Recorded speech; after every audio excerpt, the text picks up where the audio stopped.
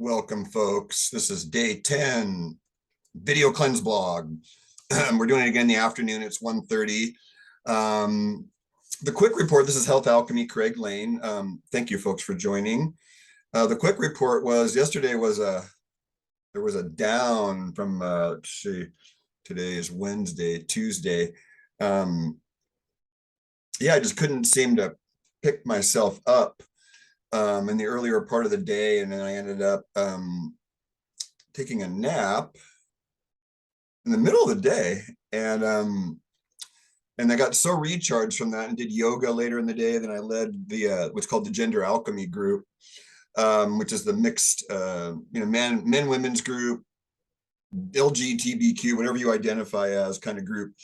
And so there were just a few of us, and that lit me up last night, done at 9 p.m. and was up till 3 in the morning. And that usually doesn't happen.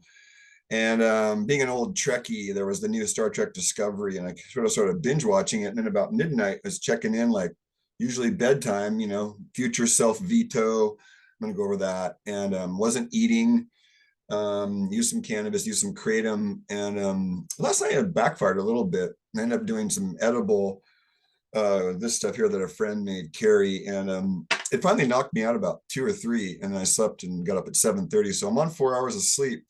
And that's why I'm doing it early, is because I'm writing an energy wave of one of these, and a little black tea, and a little mate, and a little kratom. The kratom of the day today is this one, the green Borneo.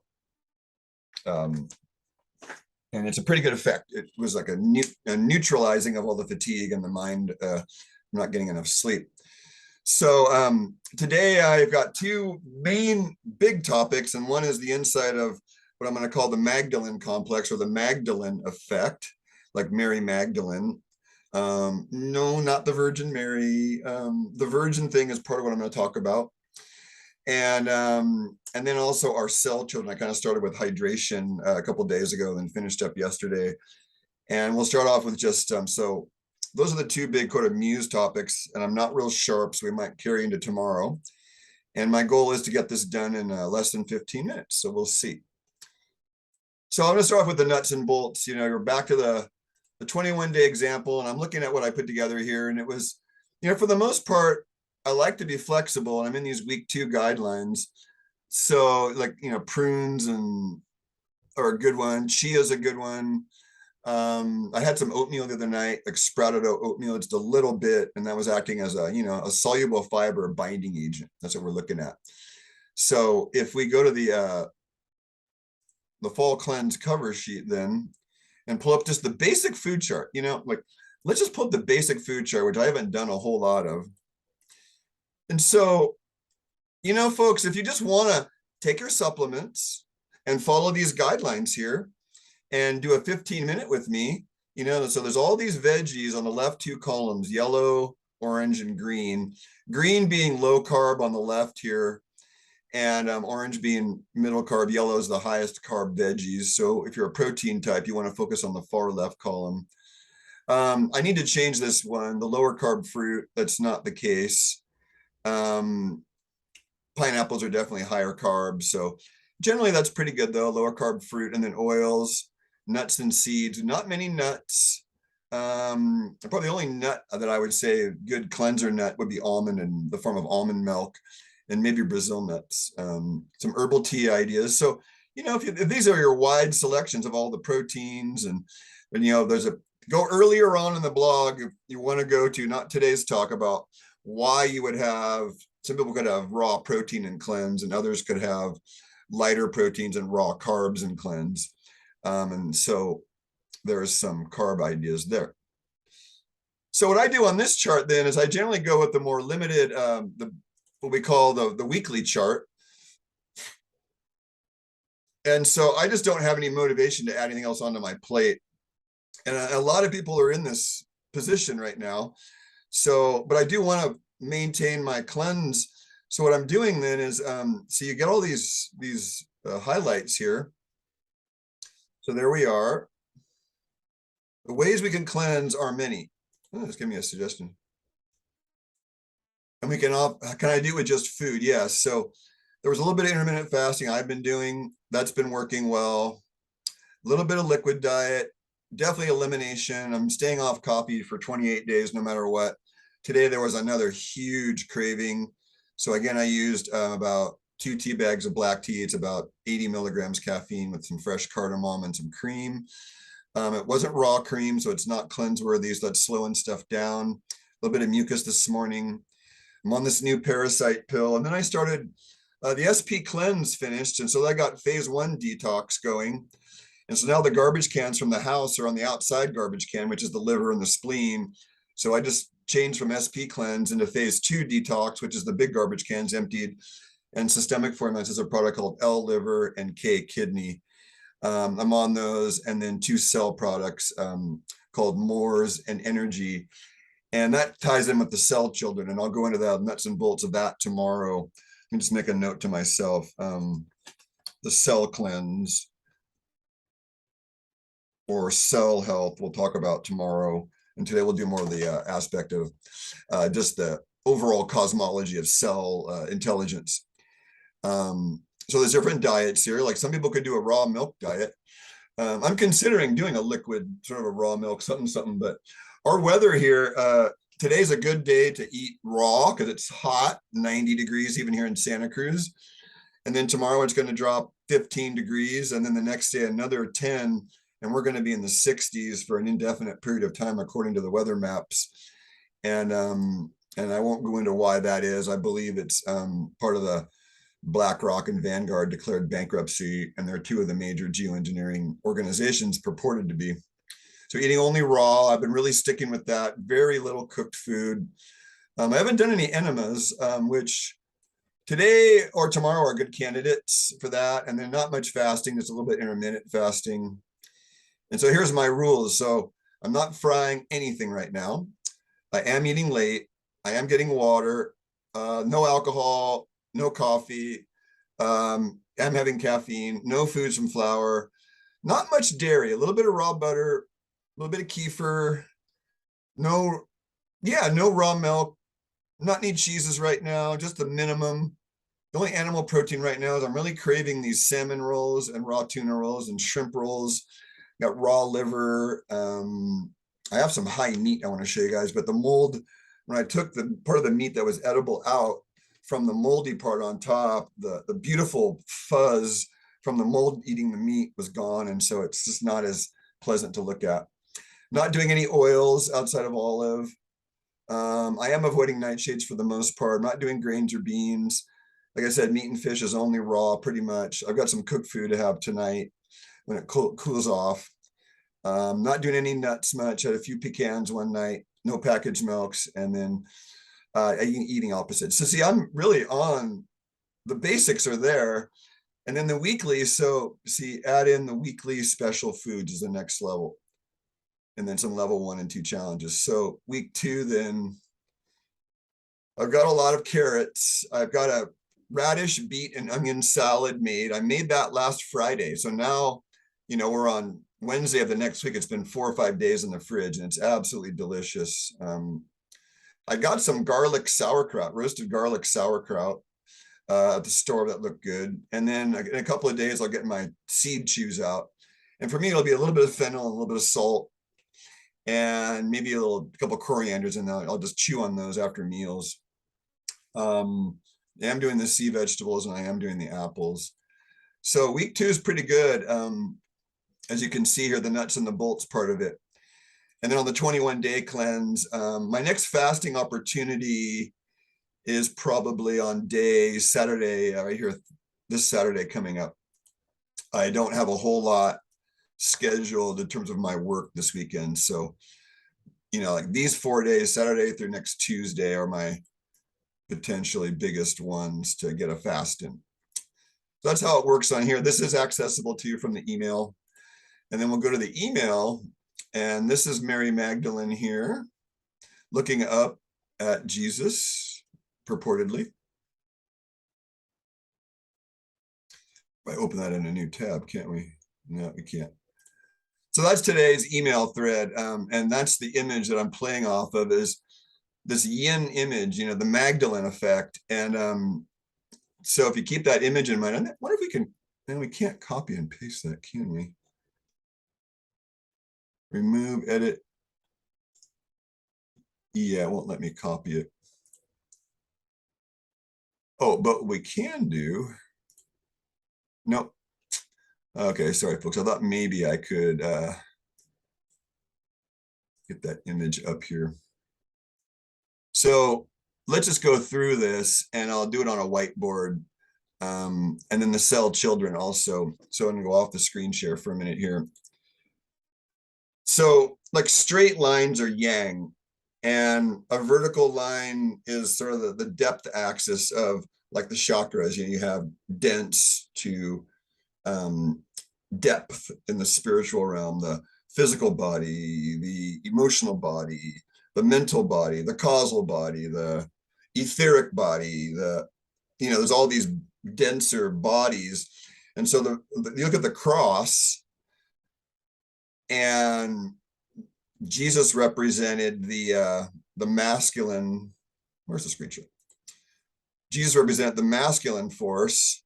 So if you have a cross, then see, there's your straight line, and there's your horizontal line. So if you look at this is 3D reality, and it's the Son in the Holy Trinity. So this horizontal line here is 3D reality. And then this other one, the vertical axis, is the depth axis. Put that in quotes.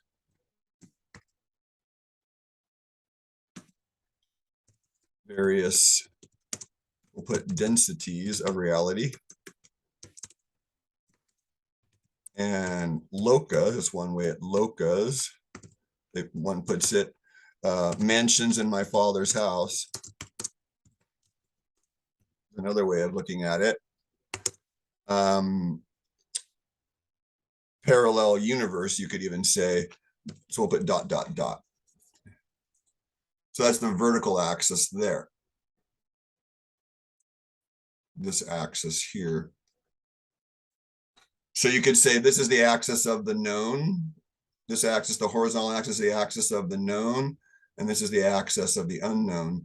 We know what's down here on the earth realms, but as we work our way up to the less dense realms, there's less absolute truth, and we start running into contradictions. And so we're seeing Jesus, let's save that. We're seeing Jesus up on this cross, this man, this person with legs here.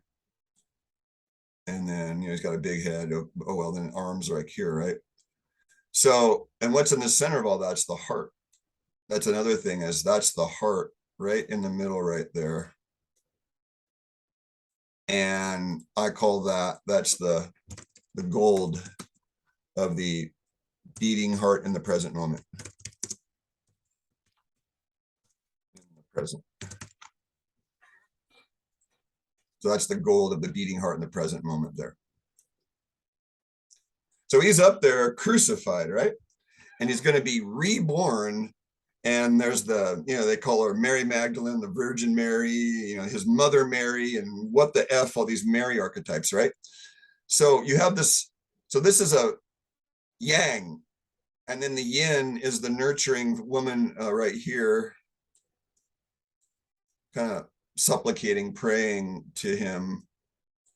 And then, so there's the yin force, and she's like where all that energy can land. So the yang is like lightning, and it lands in the feminine, the earth or Gaia.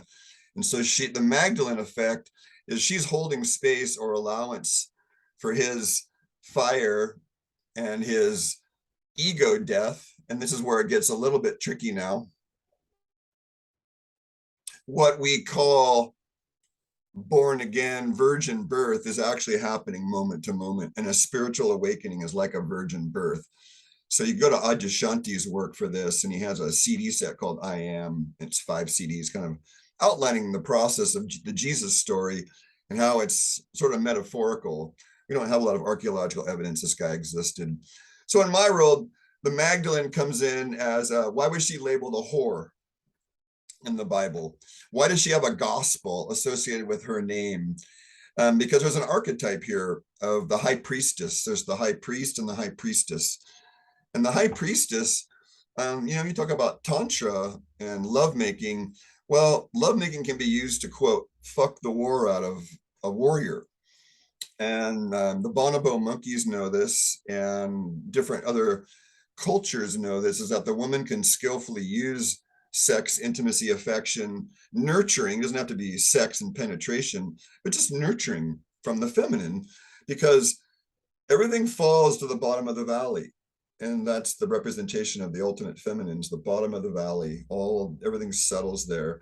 So all the PTSD, trauma, in a safe, welcome environment. It doesn't have to be a woman, by the way. A man can hold space too, that has a strong feminine nurturing side. But the masculine archetype, as the masculine archetype is not nurturing. Let's be clear. The fire is not nurturing. It's not. Water is. So it's not men and women either. It's archetype. Don't get stuck in the labels. Like, this is a hot color, right? You don't judge it. It's a masculine archetype. That's what this shirt is. That's why I wore it today. It's bright. The feminine archetype's more, in the background there in terms of color. It's more dark, subtle stuff. So the Magdalene then is the male priests they realize that, if you don't know this yet, men, you better get over it, because women are the ones in control. The egg isn't bombarded by sperm. The egg chooses the sperm it wants to open up to and lets that sperm in for the proper birth that the egg wants. And men aren't choosing women generally. Women are choosing men, and women know all kinds of stuff about men they don't talk to men about. I know because I hear it, and because men don't want to talk about it. So, women are learning to walk the masculine, feminine archetypes, and men are learning to walk the feminine archetypes more. And that's why you see this transgender thing so much, is because, you see, ultimately we're genderless in spirit, but we've chosen on some level to play the game. And this time around, I chose to be a man. There's other stories about that. So the Magdalene effect then is the effect of the feminine. So we could list a couple of attributes there.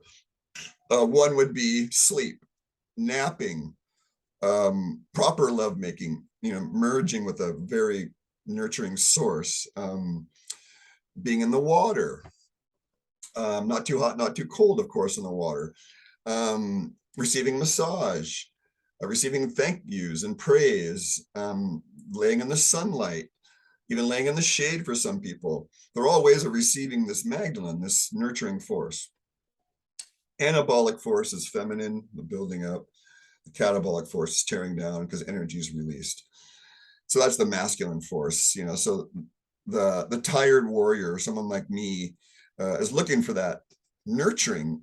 And I believe she was labeled a prostitute or a whore because the priests they didn't want the women in control, and they didn't want men being nurtured. They wanted the masculine archetype torn down, the sacred masculine, the protector archetype.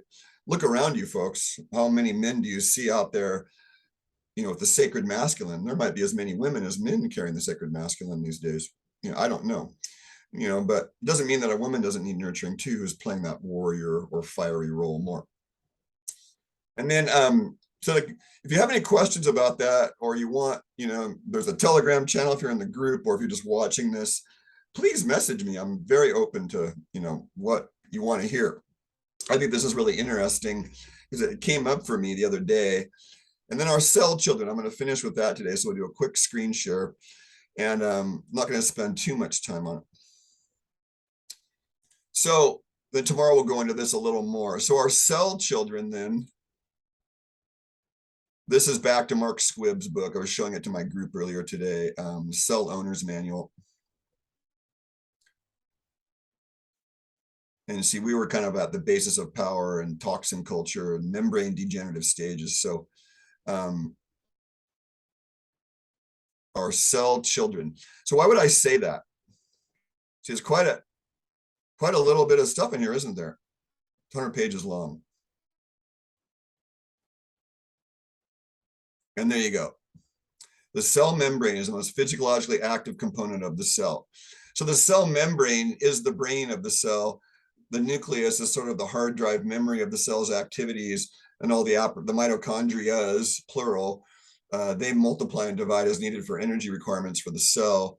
And so each cell has an individual personality. And that's kind of what I'll just leave you with today. I'll do a quick whiteboard.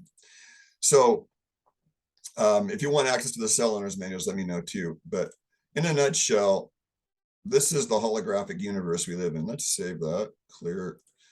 So you are composed of cells, right? So you're this human. And I'm not going to be very flattering human, but this is probably most Americans here. And there's some feet. And then there's some arms.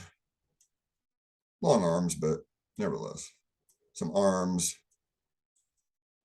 And then not much of a neck. But we'll give this person a happy face. All right. So they're composed of cells, right? And actually, the stars could be the cells. So each of these stars, it turns out, is a cell in and of itself. So we could draw, well, I guess we could attempt to draw a star. Let's go up and down, a 5-pointed star. It's like that, right? So this cell has parts inside of it. We call them mitochondrias and endoreticular system and blah, blah, blah. And then we're a cell. Then humans, if we clear this, then a human, so you have the great planet Earth here. And then let's see, the hearts represent humans. Well, look at the Earth is a cell with the Earth is a body with its cells. And then you've got the sun. You've got the sun with its rotational planets around it. You know, there's Mercury and Venus and Earth, and they're going around it. It's kind of like electrons in an orbit around the proton, doesn't it? And then this is a part of a cell in something called the galaxy. So if you haven't thought about this, then just consider leaving this talk with the Magdalene effect is the nurturing effect of reception. Yang is transmission, ultimately depleting. Out breath is transmission, in breath is receiving. So how well is your in breath? How well can you exhale and let go of tension? How well can you receive love and care, thank yous, compliments? And then your cells, here's my example, is I was suicidally depressed on Monday, had that oatmeal the night before. I started on a new anti-parasite herb. Usually I go for a month on a antifungal, anti-parasitic, antiviral, whatever. Don't like the word anti, but it's just like pruning the tree up. And sure enough, lo and behold, Craig does his suicidally depressed the next morning after the full dose. So I ate the oatmeal, and the oatmeal may have fed something, because I don't usually eat these many carbs. And then in the morning, I took the anti-parasite. So the thing got to feed a little bit, got a little vulnerable, and then the anti-parasite came in and probably started to wipe it out. And then I don't believe, like cell children think, those tissues, that parasite was suicidal because it was dying. And then they're connected to our brain. Our gut bugs and our brain are connected via the vagus nerve. It's a superhighway. And I have, if you don't believe me, I have NCBI and NHI and hard science studies that it's now acknowledged the bugs in our gut will punish us if we don't give them what we want, what they want.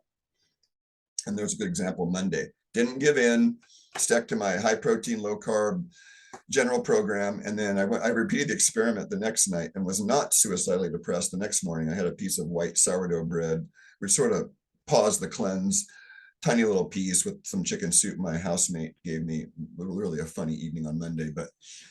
And then yesterday was really clean. And then today will probably end up being clean. I might have that oatmeal experiment repeated again tonight.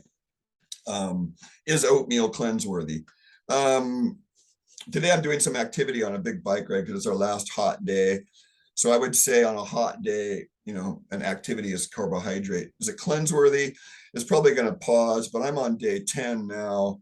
I'm getting that over the hump part. And yeah, it'll slow it down a little bit. I'm off the SP cleanse on another program.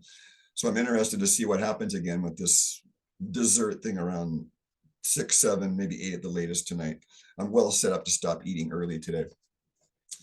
So those cells, there's a superhighway of information. So the takeaway is maybe start questioning what you're craving, that maybe it isn't your own. And that's what cleansing gives us. I'm getting feedback from one of my ladies on the Telegram channel, and she feels clearer. And when I got off coffee, that's when I got clearer that I wasn't choosing from a healthy place. And that's my first foundation of health, the chooser. Thanks, folks. Have a great day. We got about a half hour in, so not too bad.